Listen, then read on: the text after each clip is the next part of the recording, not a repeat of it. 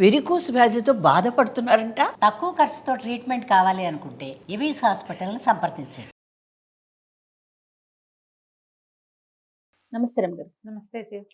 రమగారు, భగవంతుడికి మనం ప్రతిరోజు పూజ చేసుకునేటప్పుడు ధూపం, దీపం, నైవేద్యం ఇవి ఒక వరుస క్రమంలో మాటలు కూడా అలానే వచ్చేస్తాయి. ధూపదీప నైవేద్యాలు సమర్పించుకుంటాం కదా. వీటి యొక్క ప్రత్యేకతలు ఏంటంటే కొన్ని సందర్భాల్లో కొన్ని చేయలేకపోతాం, కొన్ని చేయగలుగుతాం. ఏదో బాధ అనిపిస్తుంది, అమ్మో నేను ఈరోజు ధూపం వేయలేదు లేదా దీపం పెట్టలేదు, పోనీ నైవేద్యం పెట్టలేకపోయాను, ఏంటి ఎందుకు ఇట్లా అయిపోయింది, ఎందుకు చేయలేకపోయాను అట్లా అనిపిస్తూ ఉంటుంది కదా. ఖచ్చితంగా ప్రతిదీ పెట్టుకోవాలి, బట్ కుదరకపోతే ఏంటి పరిస్థితి? దండం పెట్టడమే శ్రద్ధగా. మామూలుగా షోడశోపచారాలు చెప్తాను జయ. 16 ఉపచారాలు చేస్తారు భగవంతుడికి. 16 ఉపచారాలు చేయలేకపోతే పంచోపచారాలైనా చేయమంటారు. అవి ఇప్పుడు నువ్వు చెప్పిన ధూపం, దీపం, నైవేద్యం, పుష్పము, నమస్కారము. ఒక్కోసారి పువ్వులు ఉండవు, హృదయ కుసుమాన్ని సమర్పిస్తాను దేవుడికి.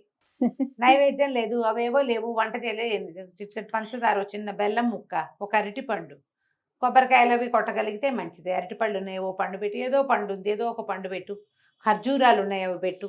కానీ ధూపానికి దీపానికి ప్రత్యామ్నాయాలు లేవు. ధూపం ధూపమే, దీపం దీపమే. ఒకవేళ నువ్వు దీపం కూడా పెట్టలేవు, దీపాలు మీ ఇంట్లో అలవాట్లేదు, ధూపం సమర్పించవచ్చు స్వామికి. ఈ ధూపం అనేది సాధారణంగా అందరూ చేసేదే చేయాలి. కొన్ని చోట్ల చైనాలోను అక్కడ కొన్ని దేశాల్లో కూడా ఈ పద్ధతి ఉంది. ధూప సమర్పణ, ఒక అగరబత్తి వెలిగిస్తారు వాళ్ళు కూడా. ఏంటంటే గాలిని పవిత్రం చేసే ప్రక్రియ అది. మనం ఎక్కడ దేవతారాధన చేసుకుంటున్నామో అక్కడి గాలిలో ఉన్నటువంటి అపవిత్రతను తొలగించడం, నెగిటివ్ ఫోర్స్ను తొలగించడం, అది మనం తొలగించి భగవంతుడికి సమర్పిస్తున్నాము. చాలా పనిచేస్తుంది ధూపం. పొద్దున కూడా దీపారాధన చేసుకుంటారా, సాయంకాలం ఏం చేస్తారు, ఇళ్లల్లో ధూపం వేస్తాం. మనకి ఒట్టి దేవుడికే కాకుండా ఇంట్లో ఇళ్లల్లా ధూపాన్ని చూపించడం కూడా మన పద్ధతిగా ఉంటుంది.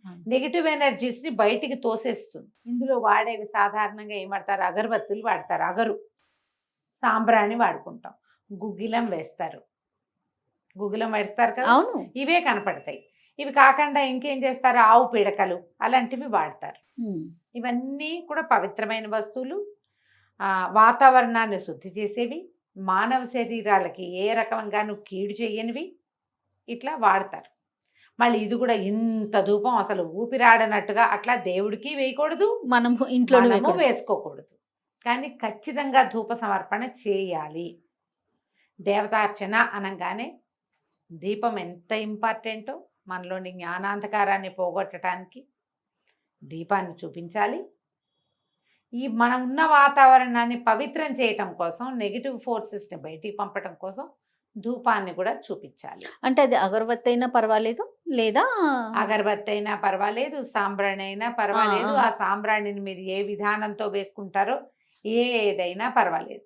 ఇందులో ఏంటంటే రసాయనాలు వాడినవి కాకుండా జాగ్రత్తగా ఇందులో ఏం వాడుతున్నారు అనేది గమనించండి. సేంద్రియ ఉత్పత్తులకి వెళ్ళండి. అగరబత్తుల్లో ఈ ఘాటైన ఫ్రాగ్రెన్స్ వచ్చేవి, ఏదో అద్భుతమైన వాసన వచ్చేది కాకుండా కొంచెం లైట్గా ఉండే పరిమళం కావాలి. ఇందులో ఇంకొకటి ఏముందంటే, ఈ గాలిలో ఒక సన్నని పరిమళం వల్ల మనకి ఫోకస్ పెరుగుతుంది, ధ్యానం బాగా కుదురుతుంది. మనం దేవతార్చన అంటే ఏం చేస్తాం, ఒట్టి పువ్వులే కాదుగా, ఏదో చదువుకుని ఏదైనా చదివి లేదా ధ్యానం చేసి మన మనసుని భగవంతుని పైన లగ్నం చేసే ప్రయత్నం చేస్తాం. ఆ ప్రయత్నానికి ఈ ధూపం సహాయం చేస్తుంది. ఓకే, గాల్లో ఒక సన్నటి పరిమళం అంతా అలుముకుంటుంది, నిదానంగా వెళ్తుంది, ఒక పవిత్రమైన భావన వస్తుంది. ఫోకస్ చేయడానికి ఇది ఉపయోగపడుతుంది. మళ్ళీ ఇందులో ఘాటైన వాసనలు అవి ఉన్నాయి అనుకో, అవి మనల్ని డిస్టర్బ్ చేయొచ్చు. అందుకని వాటికి వెళ్ళకుండా సన్నని పరిమళం ఉండాలి, ఘాటైన వాసన కాదు. పైగా ఈ అగరత్తులకి షెల్ఫ్ లైఫ్ పెంచడం కోసం ఎక్కువ రసాయనాలు వాడతారు, వాటికి వెళ్ళబోకండి. చూసి కొనుక్కోండి ఏవైనా. ఇవి ఇంట్లో కోన్లలో దొరుకుతాయి, మనమే పొడిగా వేసి పొడిని వేయటము. ఈ పొడి వేసామనుకో ఒక్కసారి వస్తుంది మొత్తం ధూపం, స్వామికి సమర్పించేస్తాం, అదంతా బయటకు వెళ్ళిపోతుంది. కానీ దాని తాలూకు పరిమళం సన్నగా ఒక తెరలాగా అలుముకొని గదిలో ఉంటుంది. అగరబత్తి అనుకో, అది సన్నగా మండుతుంది, నిదానంగా పొగ వస్తూ ఉంటుంది, స్లోగా గదంతా అలముకుంటుంది. మన బుద్ధి నిలవడానికి చేసే రకరకాల సాధనాల్లో ఈ భగవంతుడికి ధూప సమర్పణ కూడా పనిచేస్తుంది. భగవంతుడికి సరే రమ్మగారు. అలాగే పసిబిడ్డలకు కూడా వేస్తాం కదా, అవును, అంటే సాంబ్రాణి వేస్తాం. సాంబ్రాణి. దీనికి ప్రత్యేకమైన కారణం ఏంటంటారు? దీనికి నెగిటివ్ ఫోర్సెస్ అంతే. లేకుండా పిల్లలు పుట్టినప్పుడు వీళ్ళు ఎలా అంటే మనకి పూర్వకాలపు నమ్మకాలు కదా జయ, ఇవి మాయలో ఉండి వస్తారు లోపల. ఎంతకాలం, ఒక 9 నెలలు 10 నెలలు లోపల ఉంటారు. వీళ్ళు బయటకు వచ్చాక 6 నెలల పాటు వీళ్ళకి పిల్లలకి ప్రతి వాళ్ళకి కూడా పూర్వజన్మ స్మృతులు ఉంటాయి. అవునట. అందుకే నిద్రలో ఏడుస్తారు, నిద్రలో నవ్వుతారు. అవును. బాగా అంటే ఈ ప్రపంచానికి సంబంధించని వేరే అలౌకికమైనది ఒకటి ఉంటుంది. ఆ, ఈ వాళ్ళ చుట్టూతా కొన్ని రకాల ఏమంటారు ఈవిల్ స్పిరిట్స్ లాంటివి వీళ్ళ చుట్టూతా రావడానికి అవకాశం ఉంటుందట. అందుకని ధూపం వేస్తే వాటిని పోగొడతామని ఇట్లా చేస్తారు. ఇవి నమ్మకాలే.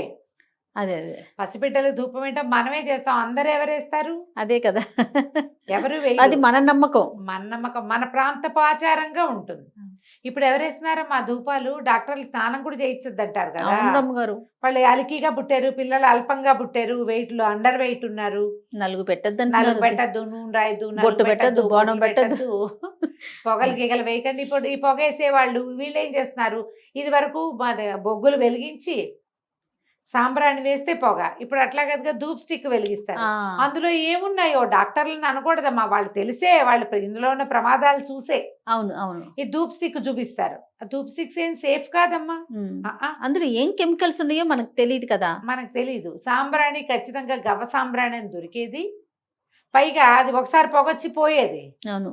ఇదట కదట వస్తూనే ఉంటుంది అరగంట సేపు. అవును. అది అస్సలు సేఫ్ కాదు కదా. అందుకని వాళ్ళు వద్దంటున్నారు. మనకి తెలివిగల పనులు అవి పోయినాయి అంటే తాపీగా ఓపిక్గా చేసే పని మానేసాం మనం. చిటుక్కున అయిపోవాలి ఏదైనా, రెడీమేడ్. అన్ని రెడీమేడే. మరి రెడీమేడ్ వ్యవహారాల్లో పిల్లలకి ఏదైనా హాని అయితే వాళ్ళ లంగ్స్ లోకి పోతే ఆ పొగ, అది ఇబ్బంది. పైగా అది చేతొచ్చిన వాళ్ళు లేరు ఇప్పుడు. పిల్లలకి పొగ బారకుండా, ముక్కుల్లోకి వెళ్ళకుండా, వాళ్ళ ఉక్కిరి బిక్కిరి కాకుండా చేయగలిగే కెపాసిటీ ఉన్న జనం లేరు. అమ్మమ్మలు కూడా పిల్లల్ని హ్యాండిల్ చేయడం రాదు పాపం, కాలం అలా అయిపోయింది. అందుకని వాళ్ళు కూడా వద్దంటారు. కాబట్టి పిల్లలకి సాంబ్రాణి వేయాలని అదని మీ ఇంట్లో పెద్దవాళ్ళు ఉంటేనే అంతేమా, లేకపోతే చేయబోకుండా వదన్నాం. భగవంతుడికి మాత్రం వేసుకోవాలి. భగవంతుడికి మాత్రం వేసుకోవాలి. ఏదైనా ప్రత్యేక దినాల్లో తప్పకుండా ఈ సాంబ్రాణి వేయండి. మామూలుగా అయితే అగరబత్తులు అవి వెలిగించుకుంటాం కదా, దానివల్ల ఏంటంటే ఇంట్లో ఉన్న నెగిటివ్ ఫోర్సెస్ పోతాయి. మీరు దేంట్లో వేస్తారో అది ఇల్లంతా ఒకసారి చూపించండి, పొగ చూపిస్తే కొంత ఆ వాతావరణం కొంచెం క్లీన్ అవుతుంది. బోల్డన్ని రకాలు వస్తాయి వేస్తారు జయ. వేపాకుల పొడి అలాంటివి కూడా వేస్తారు. ఇళ్ళు క్లీన్ అవ్వడం కోసం మన ఏమంటారు ఆవు పిడకని దాని మీద కొంచెం నెయ్యి వేసి వెలిగించి, ఆవు పిడక యొక్క పొగ కూడా మంచిది. ఇది ఏంటంటే మంచిదని తలుపులేసి మొత్తం వాసన పీల్చాలని ట్రై చేయకుండా అది మంచిది కాదు. అవును అవును. అట్లా కాదు, జస్ట్ ఆ గాలి ఇలా మన ఇంట్లో ఉన్న గాలిని కొట్టేయాలి అంతే. అంతా తీసి వేయాలి కదా రమ్మగారు. డోర్స్ అన్ని ఓపెన్ చేసుకోవాలి కదా. చేసుకోవాలి. చాలా మంది నేను చూస్తాను మొత్తం మీరు అన్నట్టు క్లోజ్ చేసుకుని ఇంట్లో ధూపం వేసుకోవాలి. అది ఎంత జబ్బు చేస్తుందో లంగ్స్ కి, చాలా అనారోగ్యం. పిల్లలు ఒక్కొక్కసారి సఫకేట్ అయిపోవచ్చు, ఉక్కిరి బిక్కిరి అయ్యే పనులు చేయబోకండి. పాత పద్ధతే గాని ఇప్పుడు ఈజీగా మనకి సేంద్రియ ఉత్పత్తులు గోశాలల వాళ్ళందరూ తయారు చేస్తారు చక్కగా. మీరు ఏం చేస్తారు, మనం గోసేవ అనగానే సపోర్ట్ చేసుకోవాలి గోవుల్ని, మనం మనని గోవులు. అవునండి. మనకి ఇక్కడికి పిడకలు కావాలి, అగరబత్తులు కావాలి, ఇంకా ఏవో కావాలి, గో ఆధారిత ఉత్పత్తులు. మనం అవన్నీ గోశాలల నుంచి కొన్నామనుకోండి, ఈ డబ్బుతోటి గోశాలలు వృద్ధి అవుతాయి. వాటికి సేవ అదే, వాటికి ఆహారం అందుతుంది.